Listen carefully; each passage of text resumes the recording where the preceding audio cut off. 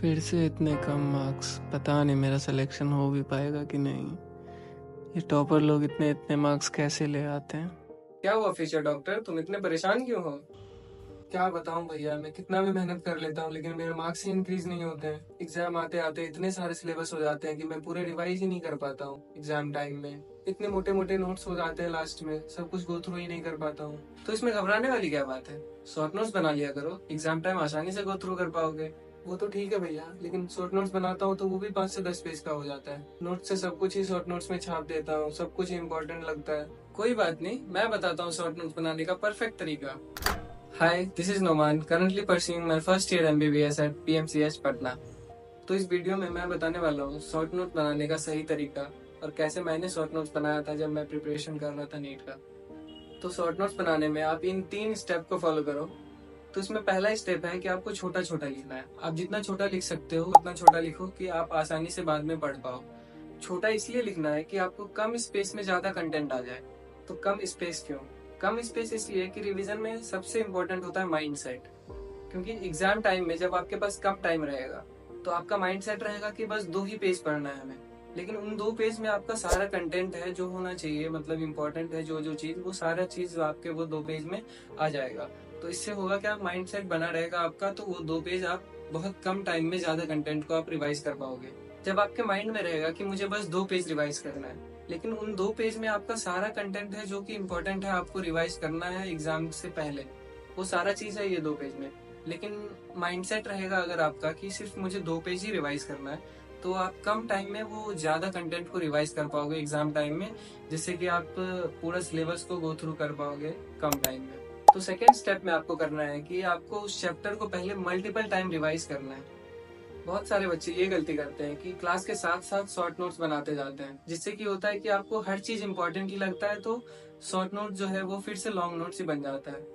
मैंने जो पिछले वीडियो में पढ़ने का तरीका बताया है, अगर आप उस तरीके से पढ़ रहे हो तो आपका चैप्टर खत्म होते होते एटलीस्ट 10 बार रिवाइज हो जाएगा।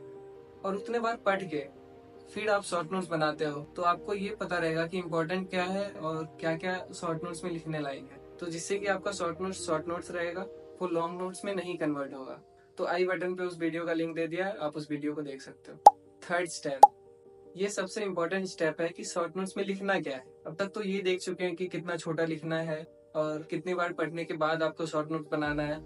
लेकिन अब मैं बताने वाला हूँ कि आपको शॉर्ट नोट्स में मेनली क्या लिखा जाता है। शॉर्ट नोट्स मेनली फिजिक्स और केमिस्ट्री के बनाए जाते हैं, लेकिन अगर आप बायोलॉजी के भी बना रहे हो तो बायोलॉजी की ऑब्वियस सी बात है वो शॉर्ट नोट्स में कन्वर्ट नहीं हो पाता है, क्योंकि आपके लिए हर चीज इंपॉर्टेंट होता है एनसीईआरटी का, और अब तो बाहर से भी आने लगे हैं, तो शॉर्ट नोट्स में कन्वर्ट करके आप नहीं पढ़ पाओगे। तो शॉर्ट नोट्स मेनली फिजिक्स और केमिस्ट्री के बनाए जाते हैं, तो जिनमें आपको मेनली 2 चीज ऐड करना होता है, जिसमें से पहला है सारे फॉर्मूलाज। जितने भी फॉर्मूला हैं आपको इंपॉर्टेंट लग रहे हो या ना लग रहे हो, सभी फॉर्मूलाज को आपको शॉर्ट नोट्स में लिखना है। और दूसरा है इंपॉर्टेंट पॉइंट्स, जो आपको लग रहा है कि ये पॉइंट्स जो है इंपॉर्टेंट है, 1 वर्ड में आ सकता है, मतलब कि ऑप्शंस बना के आपसे पूछा जा सकता है, तो आप उसको लिख सकते हो। या फिर कुछ कंसेप्ट है जो कि आपको क्वेश्चन सॉल्व करने में हेल्प करेंगे, तो आप उसको शॉर्ट नोट्स में लिख सकते हो। जैसा आप ये मेरा शॉर्ट नोट्स देख सकते हो, ये मेरा रोटेशनल मोशन का शॉर्ट नोट्स है। तो इसमें हम देखेंगे कैसे 3 स्टेप फॉलो हुआ है। तो पहला स्टेप तो वो दिख ही रहा है कि कितना छोटा छोटा लिखना है। तो छोटा छोटा लिखने से होता है कि कम स्पेस में जो है आपका ज्यादा कंटेंट आ जा रहा है। मतलब इसमें पूरा चैप्टर कवर है, लेकिन सिर्फ देखिए कितने पेज में, 1.5 पेज में पूरा कंटेंट कवर हो गया। स्टेप 2 हो गया मल्टीपल टाइम रिवाइज करके आपको शॉर्ट नोट्स बनाना है। अब जैसे देखिए टॉर्क है, तो टॉर्क का फॉर्मूला लिख लिए, और टॉर्क में जो होता है पहले जो है आर वेक्टर को ड्रॉ करते हैं, क्लॉकवाइज जो होता है नेगेटिव लेते हैं, एंटी क्लॉकवाइज को पॉजिटिव लेते हैं। टॉर्क एक एक्सियल वेक्टर है, तो वो लिख लिया। जितना भी इंपॉर्टेंट पॉइंट आपको है वो इंपॉर्टेंट पॉइंट लिखना है और फॉर्मूला लिखना है। अब इसमें मेनली देखोगे तो सिर्फ वो 2 ही चीज़ है, एक हो गया फार्मूलाज, सब ये सारा फार्मूलाज हो गया, और जो इंपॉर्टेंट पॉइंट्स है ये इंपॉर्टेंट पॉइंट जो कि क्वेश्चन सॉल्व करने में काम आएंगे, तो वो सारा है बस। तो वैसे ही है केमिस्ट्री का, जैसे कि मैं अपना थर्मोडायनेमिक्स का दिखा रहा हूँ शॉर्ट नोट्स। तो इसमें जैसे state function, path function, intensive property, extensive property, ये सब इंपॉर्टेंट पॉइंट्स होते हैं, तो ये सब को मैंने लिख लिया। और फार्मूलाज हो गए जैसे delta E is equals to Q plus W, work done यहाँ से निकाला जाता है, तो वो सब फार्मूलाज लिखना है और आपको इंपॉर्टेंट पॉइंट्स लिखना है। वैसे ही आप ऑर्गेनिक का शॉर्ट नोट्स बनाना है तो आप उसका ओवरव्यू देख सकते हो क्या क्या लिखना होता है। आप स्क्रीनशॉट लेके देख सकते हो, या फिर मेरे टेलीग्राम पे मैंने अपलोड कर दिया है तो आप वहाँ से भी देख सकते हो। तो आप इन 3 स्टेप को फॉलो करके एक परफेक्ट शॉर्ट नोट्स बना सकते हो, जो कि एक्चुअल में शॉर्ट नोट्स होगा।